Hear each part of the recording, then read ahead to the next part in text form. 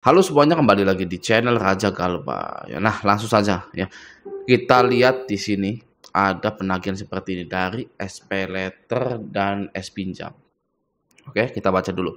Sedang di mana Pak, Bu, di rumah atau tidak? Terkait tagihan Anda di aplikasi SP Letter dan S Pinjam yang belum dibayarkan, kami ingin informasikan bahwa saat ini data Anda sudah dipertanyakan oleh pihak ketiga kami, dan jika sampai hari ini tidak ada kejelasan perihal pembayaran tagihannya, maka kemungkinan perusahaan akan melakukan pengalihan data dan akan berpotensi ke tim lanjutan, dan tim kolektor lapangan kami dapat melakukan penagihan ke alamat KTP atau alamat domisili terbaru sesuai yang dicantumkan pada sistem penagihan kami. Segera kirim bukti bayarnya ke sini. Gitu ya, ini penagihan dari S Pinjam dan SP Letter. Nah, kalau penagihan seperti ini itu bukan dari DC lapangan. Ya, walaupun dia itu nanya sedang di mana Pak, Bu, di rumah atau tidak. Ya, kalau DC lapangan itu langsung ke rumah Anda. Nggak perlu sedang ada di mana Pak, Bu, gitu kan. Ibaratnya begini, ya kan, Anda punya sangkut paut sama saya ke rumah Anda. Ibaratnya, misalkan kita jadi debt collector, DC lapangan gitu ya, saya ke rumah Anda. Ya, baru setelah saya nyampe rumah Anda itu, saya telepon, ada di mana Pak, Bu? Ini saya sudah ada di rumah Anda, sekarang temui saya. Gitu DC lapangan. Ya, kalau nanya sedang di mana Pak, Bu, di rumah atau tidak? Oh enggak lagi di rumah. Oh ya sudah, nanti saja kunjungannya. Ya udah, bilang aja terus nggak ada di rumah biar nggak kunjungan. Ya, seperti itu. Masa iya DC lapangan nanya ada di rumah atau enggak? Kalau dibohongin setiap hari, lagi nggak ada di rumah terus, mau gimana? Nah, itu ya. Jadi sebenarnya kalau dari awalnya udah begini, itu aduh ya, sana-sananya juga sini-sininya nih ya, itu bohongan juga. Oke, itu yang pertama ya. Ini bukan dari DC lapangan. Oke.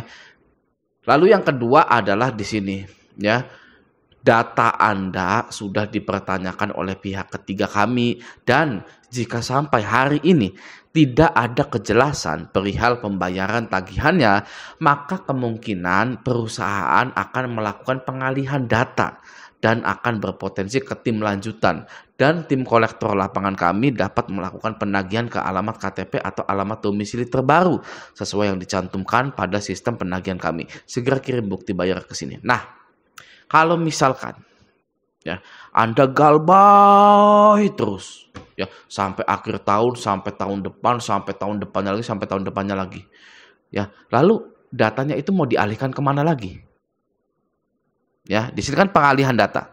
Ya, perusahaan akan melakukan pengalihan data dan akan berpotensi ke tim lanjutan. Ya, Anda galbay nih sampai 3 bulan setelah menerima penagihan ini. Dikasih tuh ke tim lanjutan. Oke. Setelah data Anda ada di tim lanjutan, Andanya tetap galbay, terus data Anda akan mau dialihkan kemana lagi? Tim lanjutan tingkat 2, tim lanjutan tingkat 3, tim lanjutan tingkat 4. Ya, kalau Anda mau tahu, ini itu template yang menekan, ya, yang menekan bahwa akan ada aksi dari apa yang telah kita lakukan, gitu ya. Kita kan galbay. Nah, lalu DC memberitahukan bahwa akan ada aksi untuk Anda, akan ada pengalihan data secepatnya, gitu. Ya, itu permainan DC itu, permainan kalimatnya DC itu di situ. Nah, tapi kalau Anda mau tahu hutang Anda itu kemana setelah dialihkan ke pihak lanjutan lah, ke pihak DC lapangan, ke pihak ketiga, hutang Anda itu sebenarnya hangus. Ini resmi langsung dari OJK-nya. Ya, kita lihat di sini. Ya, dari CNBC Indonesia, oke. 90 hari nunggak, fintech tak boleh lagi tagih nasabah, judulnya. Langsung saja kita lihat isinya di sini ya.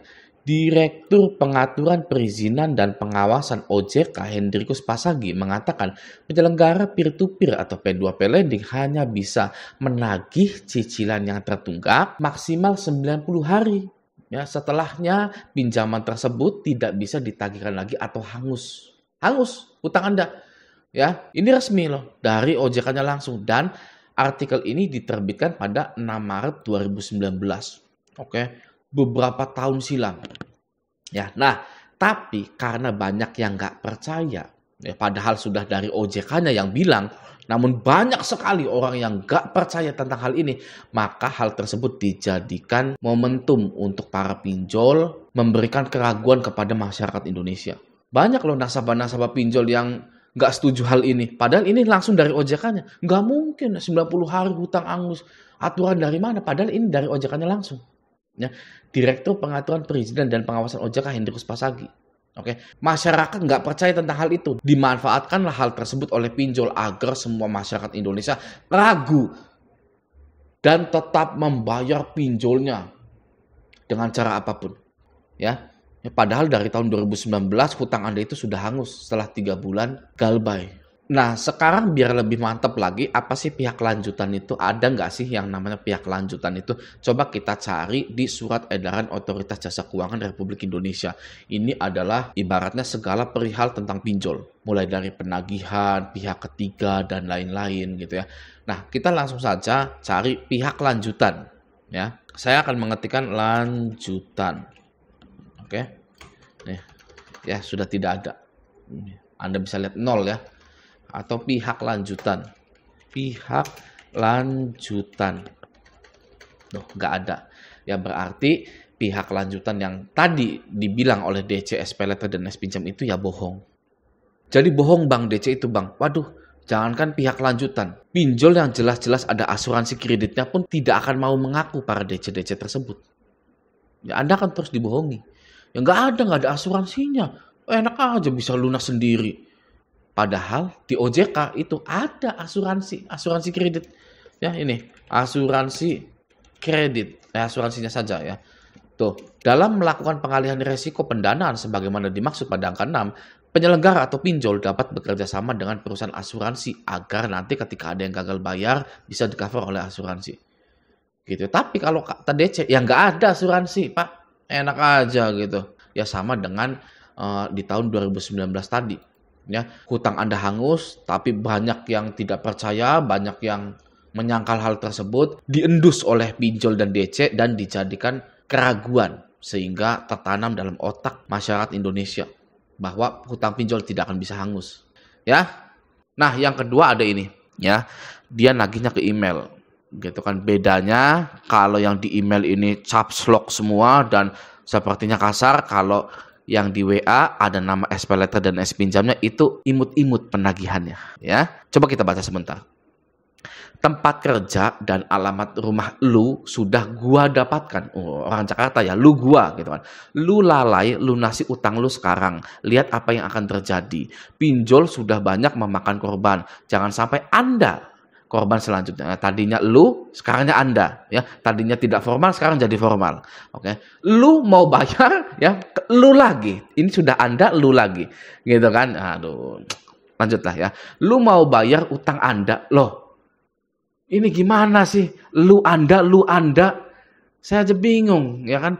Lu mau bayar utang Anda atau kehidupan Anda, karir Anda yang akan hancur. Lu lunasi utang kau sekarang atau kehidupan sosial lu yang gua matikan. Camkan lunasi atau habisi. Widih, ini baru nggak ada pinjolnya. Ya kalau seperti ini ya, karena mengancam nih seperti ini, nggak boleh sekarang. Ya, enak gagal bayar di pinjol sekarang ya. Penagihan template-nya unyu-unyu. Begini kalau dulu ya, di sininya ada aku lakunya, ada kredivonya, ada kredinesianya, ada uatasnya, di sini ada binatangnya, ada maaf ya goblok, tolol. Ada di sininya ya, ada pinjolnya juga, segera lunaskan kau babi gitu kan. Mohon maaf ya saya harus ngomong seperti itu. Kalau sekarang ya mau mencantumkan pinjol di sini nggak bisa. Nah, kalau mau mencantumkan pinjolnya harus unyu-unyu seperti ini. Gitu. Oke. Jadi ya jangan dihiraukan ya penagihan-penagihan seperti ini. Oke, tapi kita bahas sebentar ya, bagi Anda yang ketakutan kalau melihat seperti ini. Oke. Di sini, tempat kerja dan alamat rumah lu sudah gua dapatkan. Ya. Loh, dari awal juga perusahaan pinjol, DC pinjol itu sudah mendapatkan alamat rumah kita dari KTP kita. Ya, dari awal Anda mengajukan, ya, di KTP Anda itu ada alamat rumah Anda. RT RW-nya ada, nomornya ada, desanya mungkin ada, provinsinya, daerahnya, kecamatannya. Kenapa DC ini baru dapat sekarang? Ya, karena untuk membohongi Anda. Itulah tadi, ya. DC ini seolah-olah ada aksi dari gagal bayar yang kita lakukan. Akan ada akibatnya dari gagal bayar yang kita lakukan itu. Oke, dari sini pun sudah kelihatan bahwa DC pinjol ini ya tidak sungguh-sungguh. Gitu loh, tempat kerja dan alamat rumah lu sudah gua dapatkan. Ya iyalah, dari awal sudah ada KTP saya. Gimana bisa? Emang Anda ngutangin saya itu saya tanpa KTP, ada pinjol tanpa KTP, bohong, nggak ada pinjol tanpa KTP, mana ada pinjol ilegal aja butuh KTP, ya, apalagi pinjol yang legal, ya kan? Oke, itu yang pertama ya. Yang kedua adalah tidak ada pinjolnya, berarti penagihan ini tidak sungguh-sungguh, tidak sungguh-sungguh. Kalau orang sungguh-sungguh itu dia menyebutkan dirinya itu siapa, ya, Anda akan mendapatkan ancaman dari siapa? Kredivo ke, Aku Laku, Shopee Pinjam, SPayLater dan lain-lain gitu ya. Nah, jadi bagi Anda yang gagal bayar di pinjol, Anda tidak perlu menghadapi hal-hal seperti ini kalau Andanya itu ganti nomor HP gitu. Sekarang pertanyaan gini, Bang, ganti nomor HP itu boleh nggak sih? Itu tidak melanggar hukum sama sekali. Tidak ada aturan manapun. Anda silakan boleh cari. Ganti HP itu atau ganti nomor HP ketika punya hutang di pinjol atau gagal bayar di pinjol itu adalah tindakan pidana. Tidak ada. Yang nggak ada sama sekali. Itu sangat boleh sekali. Anda itu mengganti nomor HP dan mereset HP Anda gitu ya. Itu boleh. Oke? Nah, semoga video ini bermanfaat. Sampai jumpa di video selanjutnya.